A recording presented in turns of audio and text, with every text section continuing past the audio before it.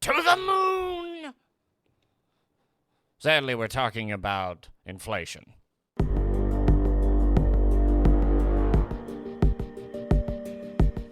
Sangling and salutations, my lovely little lunatics. It's me, your friendly internet psychopath Insanity, here with my co-host Bob. Hello. And today, on the ENSane Report, we're gonna be talking about inflation. Oh, God, I've already noticed how high everything's getting. Yeah, and it's only gonna get worse. What do you do this time? Report. Biden to propose $6 trillion budget that would break debt records. Yep. Let's start, shall we? Joe Biden is expected to propose a $6 trillion budget for 2022 that would break World War II era debt records, the New York Times reported Thursday. The budget will drive federal spending to $8.2 trillion by 2031, according to the Times. Federal debt would reach 117% of economic output by 2030 and would break the record set by the United States in World War II by 2024. So let that settle in. Oh, God, that's terrifying. Continuing on. It's absolutely terrifying. It really is. We're in a world war. And yet now we're spending even more than that. The budget is expected to include money for traditional infrastructure needs, such as roads, pipes, and broadband internet, as well as child care subsidies, universal pre-kindergarten, and national paid paternal leave, according to the Times. The budget will reportedly be financed by increased taxes on corporations and wealthier Americans. But the hikes will not be enough to finance the entirety of Biden's proposal. This is similar to the American Rescue Plan, the ARP, which is expected to raise the debt by $3.8 trillion by 2030, according to the Committee for a Responsible Federal Budget. Many states, including big spending California, Illinois, and New York, already have budget surpluses as a result of federal bailout money from the ARP.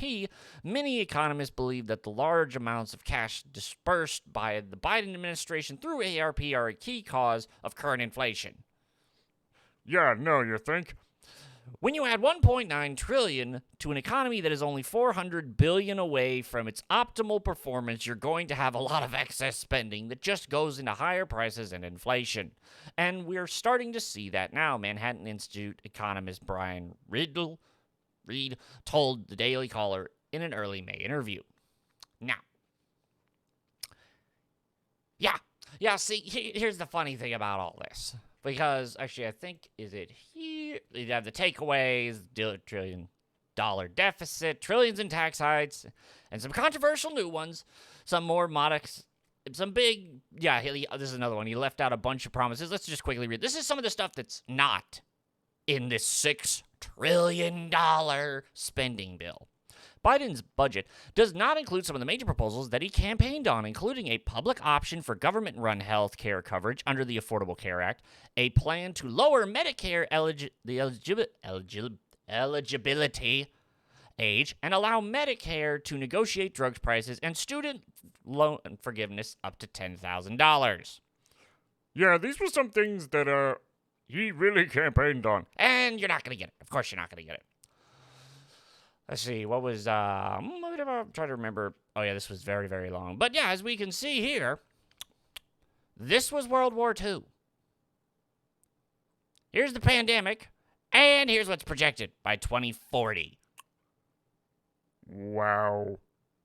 That's legitimately terrible. Actually, that's 2050. Yes, sorry. But here's another thing. This is one of the big things that I saw that I thought about. The Republicans, because, $1.7 trillion of this bill is going to be spent on the infrastructure plan. Well, the Republicans came out and said, here's a $928 billion counteroffer. And in comparison, it still is a lot of money. Yeah, but it's not like double the amount. And that's one of the big things, because this promotes extremely wasteful spending. And especially because, here we are, Another thing for the Daily Caller, 10 reasons to oppose the infrastructure package. Of course, attack hike. About 65% of Americans' infrastructure is owned by the private sector. Everything from broadband to pipelines to the electricity grid. Biden proposes to raise corporate taxes by $2 trillion over 15 years to fund his infrastructure plan, but that would suppress investment in private infrastructure by reducing after-tax returns.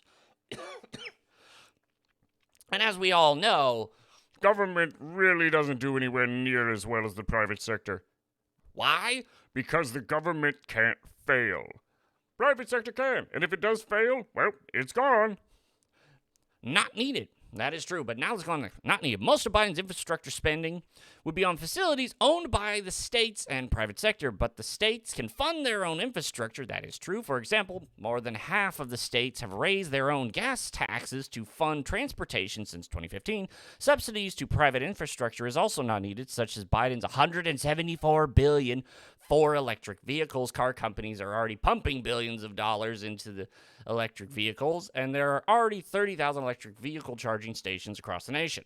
So, sure, throw more money at them, but they're already doing this. Corporate welfare. During the presidential campaign, Biden said, "We do not reward corporations. We reward individuals." Yeah, that's rich. And he complained about trickle-down economics that work for corporate executives and Wall Street investors, but not working families. That is true.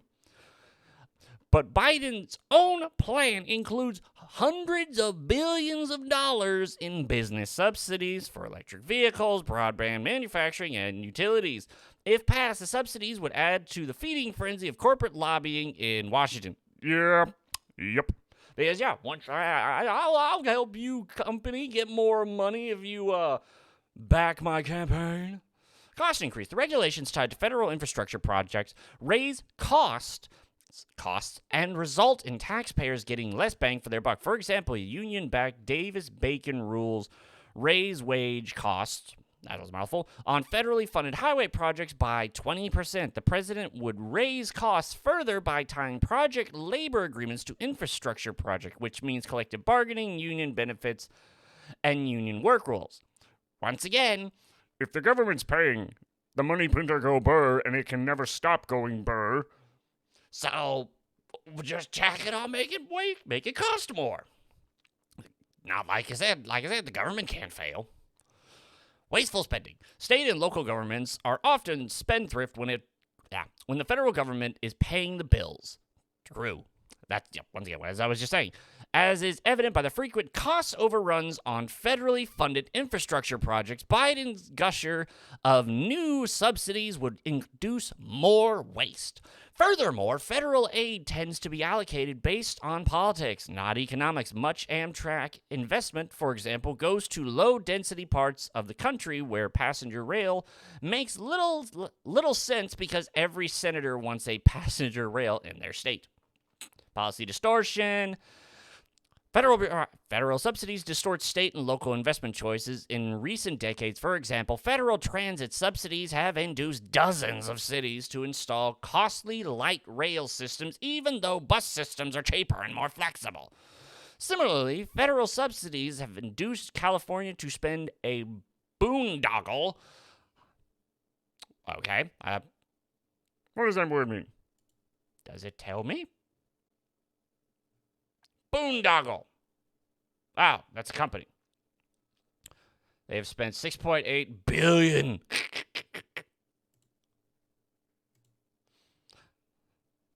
Okay, that's a company. High-speed rail line to nowhere in the middle of state. Biden would double down on these misguided rail efforts. Yeah, bridges are not crumbling. Bureaucracy. Discourage reforms. Yes, it does. Because you don't need to change if they keep... the dog won't stop eating the carpet if you don't punish the dog. But I mean, I think this is the biggest thing for me. Let's go to the U.S. national debt clock. As of right now, 228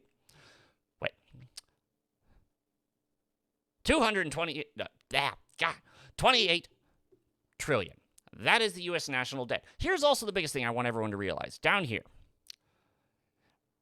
let's zoom in a bit, is the savings per family. It's 36,410. Doesn't seem too bad. It does seem kind of low. Yeah, but let's see what happens when we jump to 2025. First off, we're now at 50 trillion, and oh my God, How did it go up to 505,000? well, that's simple, Bob. More money gets printed. More money gets spent. Oh no. So, yes, you know how it costs basically billions of dollars to get a loaf of bread in some countries? Oh yeah, basically, American dollar is worth like $1 million in their currency. Yes, that's where we're headed. 5 years. Not even that, 4 years. 4 years, it's going to go from the amount of money people have in their savings from 36,000 to, to 505,000. We need to realize that is over 460 some $1,000 people just are magically supposed to have. Debt per citizen, actually, let's just take a look at this. 2021. Debt per citizen, 3,700. Debt per citizen, 3,900. Let's check out the one last one. 6,373. 6,941. Now, I know that doesn't seem like much. But the problem is right now we have printed. There was more money printed in the entirety. Well, what was it? I think the picture's on here somewhere. Let me see if I can find it again. Yeah, no, let's just go back to this picture. Boop. Once again, federal debt held, which the debt is how much money we spent and needed on other things. So, World War II, the pandemic, 2050. Debt surplus. We had money back in, and then it just kept spending. Oh, God. And this was the housing crisis. Remember, this was the Great Recession that crushed the economy. And oh, boy. So, here's the big thing I'm taking away from all this. So glad we're getting into crypto. Yes, because your dollar means less and less and less every single day. People, this is why it's so hard to buy houses now. They're on the market. They get bought up. Why? Because smart people or people who have a ton of money, people who these taxes are supposed to mess with, they are buying hard assets. Silver, gold, copper, crypto, land. I now have land. Oh, I remember us. Yeah, we chipped in with a bunch of the welders and we got a couple of acres. Yeah. And that's only going to go up in value while the dollar takes a nosedive. This is why people expect crypto, like Bitcoin, to get to $1 million. Not a whole long time. But what about the crash? Oh, the crash. That was, once again, a bunch of smart people.